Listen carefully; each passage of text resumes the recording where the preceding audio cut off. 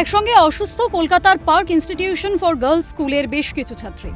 সোমবার সন্ধ্যায় আজিকর মেডিকেল হাসপাতালের এমার্জেন্সি বিভাগে ভর্তি করা হয় 24 জন ছাত্রীকে। মঙ্গলবার অসুস্থ আরও 6 ছাত্রী। মঙ্গলবার দুপুর 1টায় পাওয়া খবর অনুযায়ী মোট 30 জন ছাত্রী চিকিৎসাধীন বলে সূত্রের খবর। অসুস্থ ছাত্রীদের সকলেরই উপসর্গ পেটে ব্যথা, বমি, শ্বাসকষ্ট, জ্বর। অসুস্থ ছাত্রীরা প্রত্যেকেই স্কুলের হোস্টেলে থাকতেন বলে সূত্রের খবর। সোমবার রাতে উপসর্গ লক্ষ্য করতেই তাদের তড়িঘড়ি আজিকর হাসপাতালের এমার্জেন্সি বিভাগে নিয়ে যাওয়া হয়। সেখানে প্রাথমিক চিকিৎসার পর ছাত্রীদের শিশু বিভাগে স্থানান্তরিত করা হয়। ছাত্রীদের অবস্থা এখন স্থিতিশীল বলেই জানা যাচ্ছে, তবে ছাত্রীদের অসুস্থতার কারণ এখনও স্পষ্ট নয়। ঘটনায় আতঙ্ক ছড়িয়েছে ছাত্রীদের অভিভাবকদের মধ্যে। একসঙ্গে এতজন ছাত্রী একই ধরনের উপসর্গ নিয়ে অসুস্থ হয়ে পড়ায় প্রশ্ন উঠতে শুরু করেছে। এর নেপথ্যে কি খাবার থেকে বিষক্রিয়া নাকি কোনো সংক্রমণ? ছাত্রীদের অভিভাবকদের দাবি, ওই হোস্টেলে জলের সমস্যা দীর্ঘদিনের, জল থেকেই অসুস্থতা হতে পারে। মেয়ে দেখুন, মেয়ে তো এখানে থাকে আর আমরা থাকি বাড়িতে। কি কারণে হয়েছে আমরা এখনও জানতে পারিনি। তবে মেয়ের সঙ্গে দেখা করেছি, কথা বলেছি, মেয়েকে জিজ্ঞেস করলাম। মেয়েদের কাছ থেকে শুনলাম, বলছে বাবা সম্ভবত জলের কারণে হতে পারে।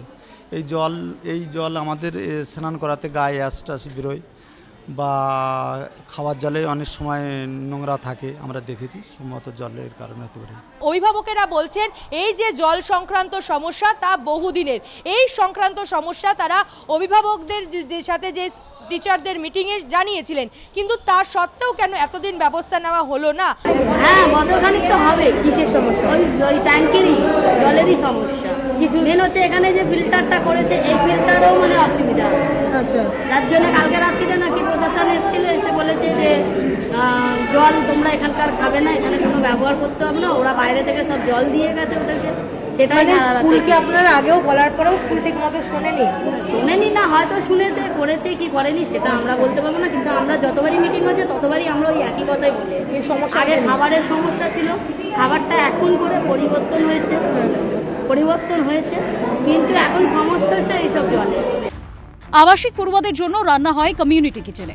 আশপাশে সরকার পোষিত প্রায় 84টি প্রাইমারি ও আপার প্রাইমারি স্কুলের মিড ডে মিলের রান্না যায় ওই কমিউনিটি কিচেন থেকে।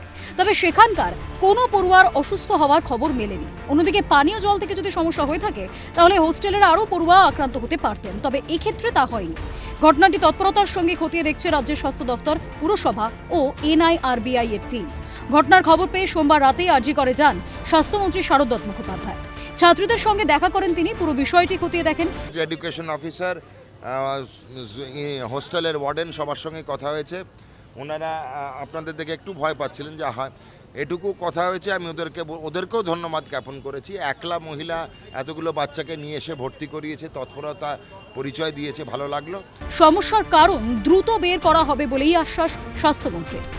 ক্যামেরায় গোপাল সেন, বিধান মাহাতোর সঙ্গে রেশমি দাস, দীপাঞ্জনা সাউয়ের রিপোর্ট, ক্যালকাটা নিউজ।